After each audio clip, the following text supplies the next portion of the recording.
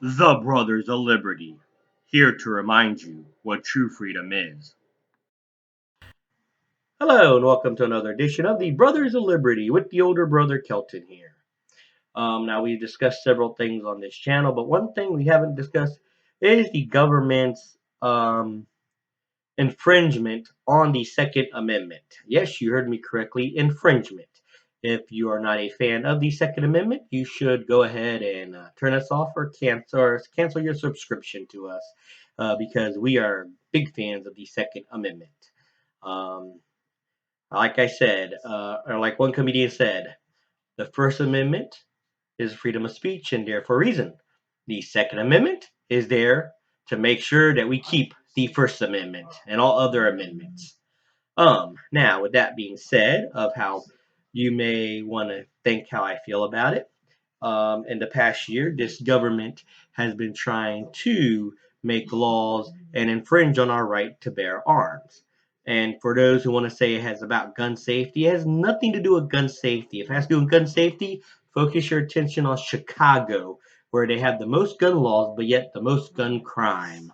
But you don't want to focus your attention on there because it's all about control, not safety. I'm sorry, but when the Texas shooting happened a few years ago and Biden made the comment, well, it wasn't the responsibility for the people to shoot the person that was going to do a mass shooting. They should have just called the police. That right there tells you it has nothing to do with safety because if he was concerned about safety, he would have praised the people who stopped the mass shooting, not condemned them. But no one wants to talk about that now, do they? If it's all about safety, those bodyguards that those lovely representatives have that they hired should not be armed. Nikki Fried, who unlawfully took guns away from Florida citizens because they had misdemeanors in the January 6th, because they're up in Washington D.C.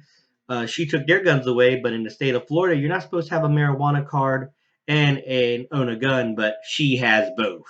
So let's talk about safety and control, shall we? And by the way, she's running for governor of Florida in 2022 against DeSantis. With that being said, let's go to the national level of the some executive orders and gun laws that were proposed this past year.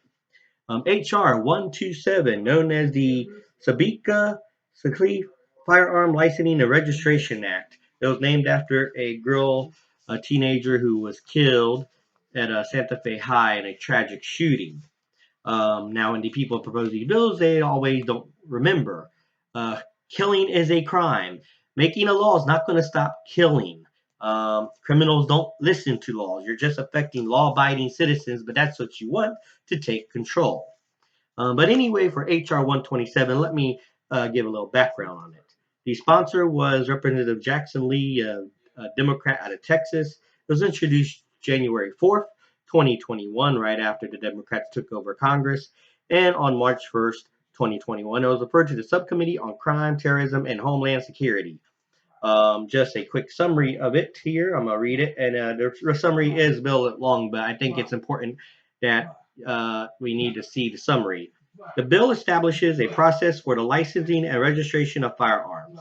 It also prohibits the possession of certain ammunition and large capacity ammunition feeding devices. In other words, they want to restrict what you can and cannot buy. First, the Bureau of the ATF must establish a licensing system for the possession of firearms or ammunition and registration system firearm. In other words, they want to register you so they know which guns to take when they take over and turn into a tyrannical government, which is already in the steps of becoming. In addition, the Department of Justice must establish and maintain a publicly available database of all registered firearms. That means Joe Schmo can go down the street, pull up the internet, and see what kind of guns you have. And if he doesn't like you, oh my God, he threatened me. And there goes your red flag logs as well. Next, the bill creates licensing requirements for all the possession of a firearm and ammunition. The DOJ shall issue such a license that the individual 21 years of age or older undergoes a criminal background check and psychological evaluation, completes a certified training course, and has an insurance policy. It also outlines the circumstances under which the DOJ must deny a license. Individual hospitalized for mental illness. Well, now they call everything a mental illness, so there goes everybody. It also established additional requirements for an antique firearm display license and a military-style weapons license. The bill generally prohibits or penalizes the possession of firearm or ammunition unless the individual comply with licensing and registration requirements. Sorry, Second Amendment. And don't say that regulation BS because it was never that. Look at the commas. Look where it's placed at. Look at the language of the time. You're telling me a well-written document and only one amendment, the founders didn't know what they were writing? Nice try. Um, Further prohibits the transfer of a firearm or ammunition to an unlicensed person. And finally, it generally prohibits the penalization or and the possession of ammunition that is 50 caliber or greater and the possession of a large capacity ammunition feed device.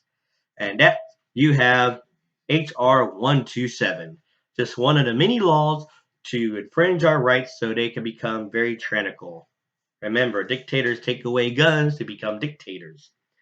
Now, the next one is HR 2377. That has been in the news more recent because it's had recent activity back in October. This is the Federal Extreme Risk Protection Order Act of 2021. Sponsor was Lucy McBath, a Democrat out of Georgia. Introduced April 8th, 2021. In October 19th, it was referred to the Subcommittee on Crime, Terrorism, and Homeland Security. On October 27th, it was discharged by the subcommittee. And on that same day, it was sent to the committee a consideration and markup session held. And in 2027, it was ordered to be reported/amended by the yeas and nays. Mind you, the yeas are 24, the nays were 18. Now, on that one there, and this summary, I believe, is a little bit more, is less. Um, The bill authorized and established procedures for federal courts to issue extreme risk protection orders. An extreme risk protection order is a federal court order that prohibits a person from purchasing, possessing, or receiving a firearm or ammunition. A family or household member or a law enforcement officer may petition for an extreme risk protection order with respect to an individual who poses a risk to themselves or others. This bill also expands the categories of persons who are prohibited from purchasing, shipping, transporting, possessing, or receiving a firearm or ammunition. Specifically, it adds as a new category persons who are subject to an extreme risk protection order. What that means, if the government don't like what you're saying, or if you say something on Facebook, and just because they don't like the fact that you have guns, they could say, "Oh, this person's a danger to himself because he said that the Second Amendment was made against for so governments couldn't take over. So he's a radical and he needs to be put on that special risk." And there you go. You're now on it because you're upholding the Constitution, and they were not. Shall I go on with that? Of course not. I shall go on with the next one. HR 5878. This was actually introduced on November 4th. It's called the End Gun Violence Act of 2021. Actually, it doesn't end no gun violence. Sponsor was Representative Joe Nagasi, and I'm probably pronouncing his name wrong. He's a Democrat out of Colorado. It was referred to the House Committee on the Judiciary. There's no text on the bill and no summary on the bill. But the official title is to amend Title 18 of the United States Code to prohibit the sale or other disposition of any firearm or ammunition to any person who has been convicted of a violent misdemeanor and for other purposes. So anything, a simple assault battery charge can cause you not to have a gun. Now, how many people have been in fights? Lots of people. People have been in fights since middle school, high school. I think the majority of people in America has been in some kind of fight. Here, they want you to now, if you're convicted of a fight, let's say someone calls a law on you, and oh, by the way, in California, that's assault. And just a simple shove is assault. And if you're charged with it, guess what? You're now cannot, and convicted, you now cannot buy a gun for at least 5 years. At least that's the simple text of the bill. So, another thing to prohibit law-abiding citizens from getting guns. So the more they can restrict guns, the better control they have on the population. Funny how they don't have a text or a summary of it yet. And the last one that I'm going to talk about, 4953, HR 4953, that was back on August 6, 2021. It's called the National Firearms Amendment Act. Representative Theodore Deutsch out of Florida, who's also a Democrat. August 6th, it was referred to the House Committee on Ways and Means, but hasn't left there. It actually wants to redo the definition of firearm. Pretty much a rifle or shotgun that has a capacity to accept a detachable ammunition feeding device will now be considered a firearm. Of course, they want to change those terminology so they can restrict more guns. Um, but, they need to read the Second Amendment. The right to bear arms shall not be infringed. And I love how people say, well, it's talking about militias. You're forgetting militias back then were the people, everybody, even the states. South Carolina, I'm in what they call a unofficial uh, or unorganized militia because I'm a resident who is 17 years or older. So there, it is citizens. Um, when they always said people in the Constitution, people refer to everybody in the United States. So the right of the people, that's everybody, to bear arms shall not be infringed. I might be paraphrasing that, but you get the gist. Now, this came from the fact sheet of the WhiteHouse.gov back in April when when President Biden gave some executive orders because he didn't like the way Congress was slowing down on the gun control. The Justice Department within 30 days will issue a proposed rule to help stop the proliferation of ghost guns. The Justice Department within 60 days will issue a proposed rule to make clear when a device marketed as a stabling brace effectively turn a pistol into a short-barreled rifle subject to the requirements of a National Firearm Act. Again, rewriting words so they can include now regular pistols in that. Just because you have a stabilizing brace. People have stabilizing braces to operate a lot of tools. Are we going to redefine the definition of maybe a chainsaw now? The Justice Department within 60 days will publish model red flag legislation for states. That's right. Oh my God, he's a dangerous society. He posted up that he has 10 guns. Red flag him.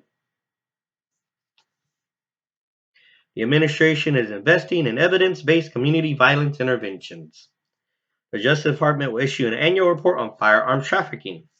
And the last order they did, which was beaten down by the Senate, nomination of David Chipman as director of ATF. And also back in November as well, apparently a recent rule change at the ATF aims to force manufacturers to keep manufacturing records beyond the current 20-year threshold. You know what they're doing there, trying to create a registration so they can track and be better prepared to take away our guns when the time comes where they will, and this is not if, where they will try to take away our freedoms.